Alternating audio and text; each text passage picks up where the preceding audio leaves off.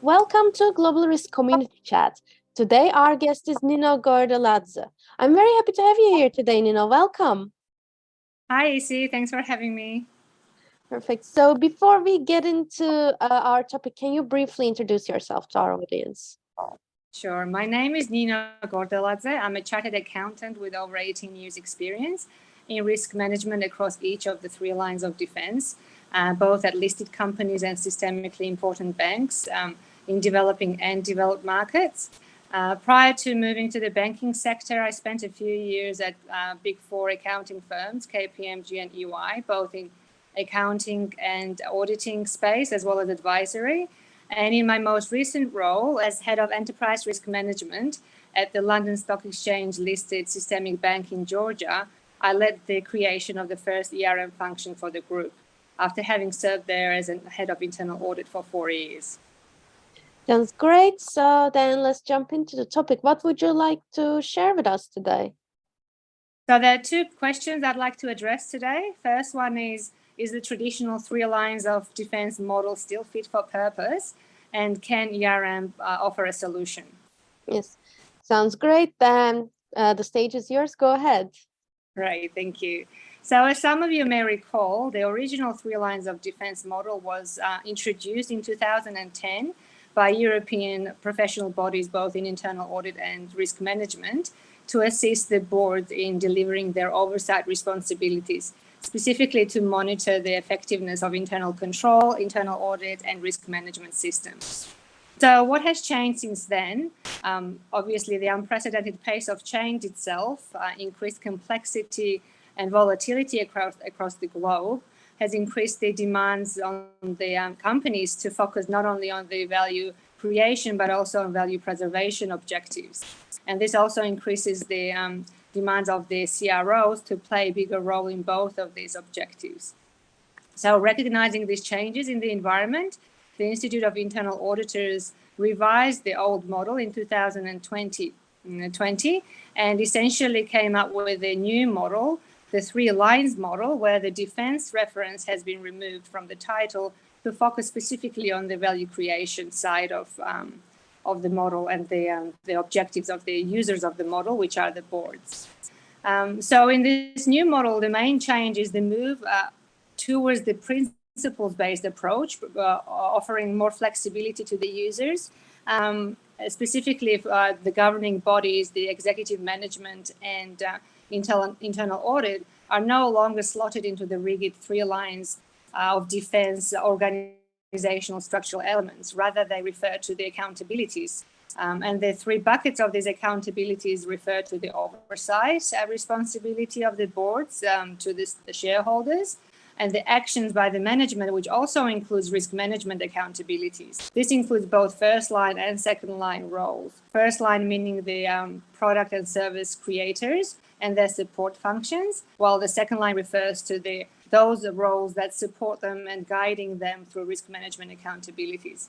And the third line, obviously, is internal audit, as it has always been.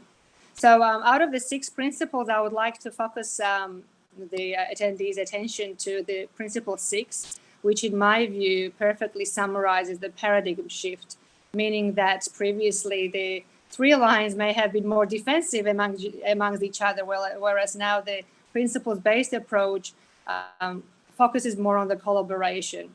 So essentially it reads that all roles working collaboratively contribute to the creation and prevention of the organizational value when they're aligned amongst each other, as well as with the prioritized values of the interests of the shareholders. Sounds great. And so based on that, what does the ERM implementation process look like?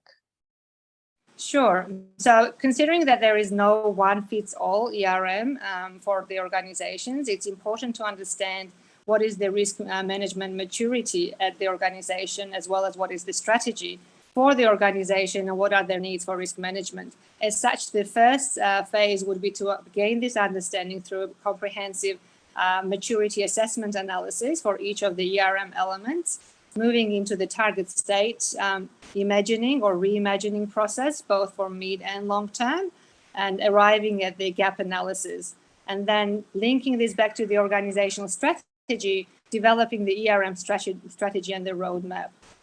Followed by the execution phase, during which it's important to consider the feedback from stakeholders and fine-tune the strategy and the roadmap. And last but not the least, review and revision is always helpful to ensure that it's a continuous improvement process. Thank you for sharing this as well. So I want to follow up with the next question, and that would be, what challenges do you anticipate when embedding ERM at scale? So the first one would be resistance to organization-wide change when it comes to mindset shift and risk culture.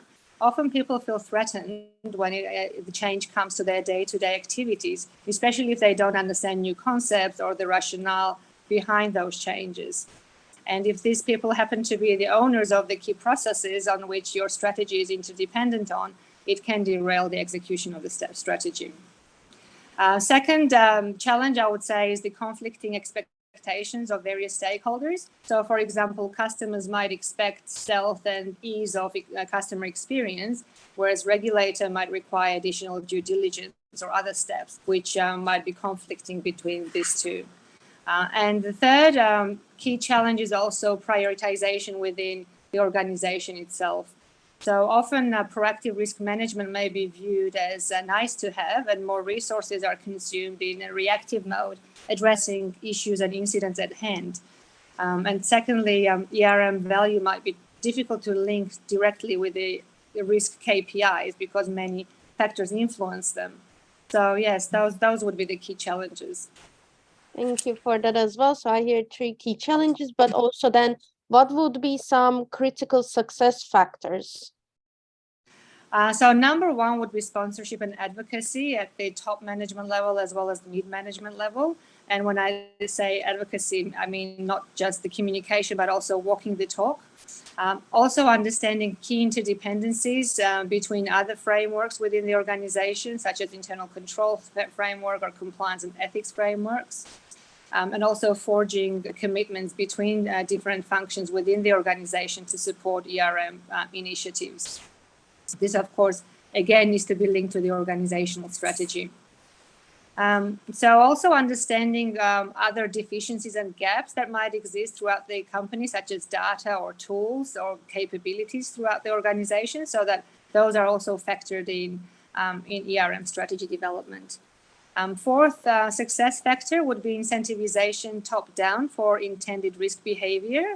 And fifth would be managing stakeholder expectations on the ongoing basis by open communication and transparency to keep them engaged and also on top of the ball game. Thank you for that as well. I, of course, heard a lot of things that for success that people can, utilize, but for our audiences that are listening this, what should be the first thing they should be looking into? What would be the biggest takeaway point from this entire topic? In my view, ERM can be tailored for any organization as a mechanism to embed the new revised 3 lines model, and embedded ERM can deliver many benefits. Amongst those are the intelligence for risk-informed decisioning in pursuit of organizational strategy, as well as better alignment between the board and the executive management expectations, improved resource allocation by reducing gaps and overlaps across the 3 lines, as well as stronger risk culture and mindset shift from reactive to proactive risk management, as well as a path from silo to integrated risk management.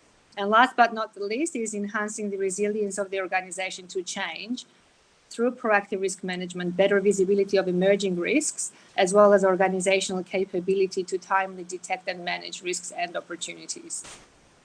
Thank you for that as well. And with that being said, we are unfortunately out of our time for today. So I want to thank you so much for joining us today, sharing this high-level insights on ERM implementation and much more. So thank you. Thank you, Izzy. Have a lovely day. Thanks.